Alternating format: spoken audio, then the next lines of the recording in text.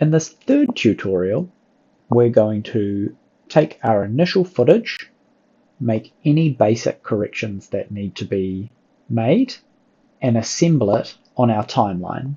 The first thing we're going to do is double click on our clip and see if we need to fix the audio. When you say my name, as I listen to this, I can hear that it's only playing to me in the right channel. I can also see in the audio meters that only the right channel is moving. It's pronounced like this. To fix this, I'm going to right click on this clip, go to Modify, Audio Channels, and to fix this problem, I'm going to change this to mono because there's only one audio source. I'm going to make sure that the media source channel is the right channel because that's where my voice is coming from, and I'm going to click OK. Now when I play this, I was born in a town called... The audio comes evenly through both ears. I can also see that the picture is very flat and desaturated. It doesn't have much color, and the brightness and dark areas are quite close to one another. That's because this footage was shot in Canon C-Log. You may not know what this means, but if your footage looks a bit like this, ask your teacher to help you. To fix it, we right-click, Modify, Color. We're going to override the media color space, and for this particular footage, we're going to do Canon Log 3. And you can see now that my footage looks more natural. Now we're ready to begin assembling our footage. We're going to use the keyboard shortcuts L to play forward. We can push L twice to play in double speed. And every time we play after that, it will speed up. My name is Mr. Scott. When you say my name, it's pronounced it's. K will pause, and J will play backwards. Again, the more times we press J, the faster it will play backwards. We're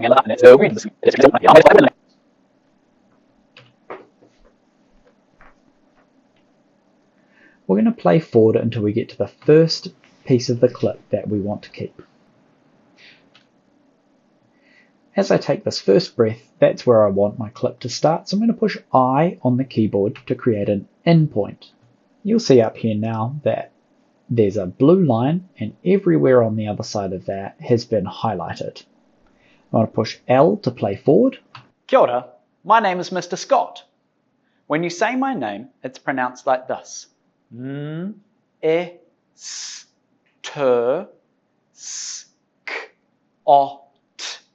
Mr. Scott. You can see I look down at my notes at this point. I'm going to go back frame by frame using the arrow keys. The left arrow key to go backwards and the right arrow key to go forwards, and find the last frame where I'm making eye contact with the camera.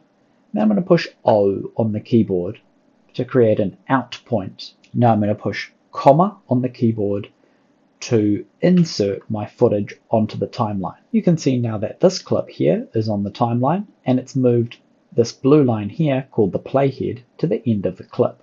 This is now the area of the clip that we have just selected. Kia ora, my name is Mr. Scott. When you say my name, it's pronounced like this. Mr. Scott.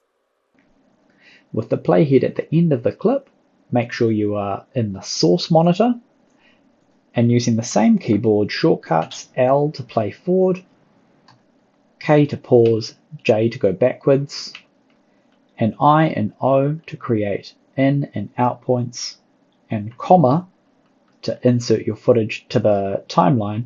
Go through all of your clips and put all of your good clips on the timeline in a row. It doesn't matter if they're a little bit messy at the moment.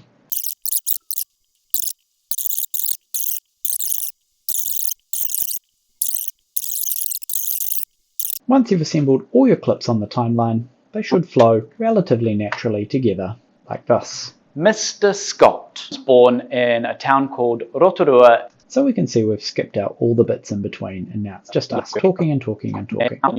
We're now going to refine the beginnings and ends of each of these clips. To zoom in on the timeline, you can use the keyboard shortcut Alt, Control, mouse scroll wheel. Scroll in to zoom in and out to zoom out.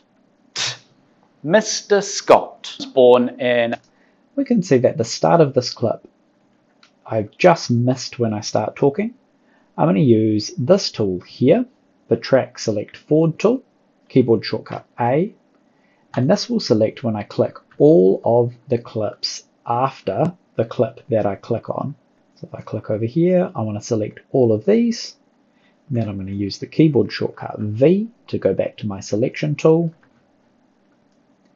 I'm going to move these clips across, deselect. When you hover over the front of a clip like this, you can extend the beginning of the clip. I was born... And I want to make sure that I'm trimming it just down to that point there. To delete this empty space between clips, I can click on it so that it's highlighted and push delete on my keyboard. Mr. Scott. I was born in a town... Much better. 2005.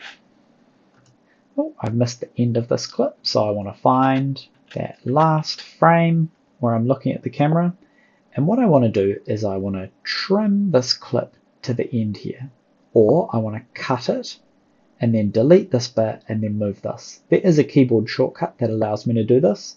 It's keyboard shortcut W. I speak English and a little bit of Te Reo Māori. That one's fine. Go through and refine all of your edits. One more keyboard shortcut. When I'm not... See, I'm a bit slow there. In order to make a cut here, delete this and then remove the space in between, we can use the keyboard shortcut Q. When I'm not at school, I like... W. See you later. When I'm not at school, I like... Go through your entire timeline now and make sure that all of the clips have good start and end points. When you've finished this, you will have completed what we call our assembly edit.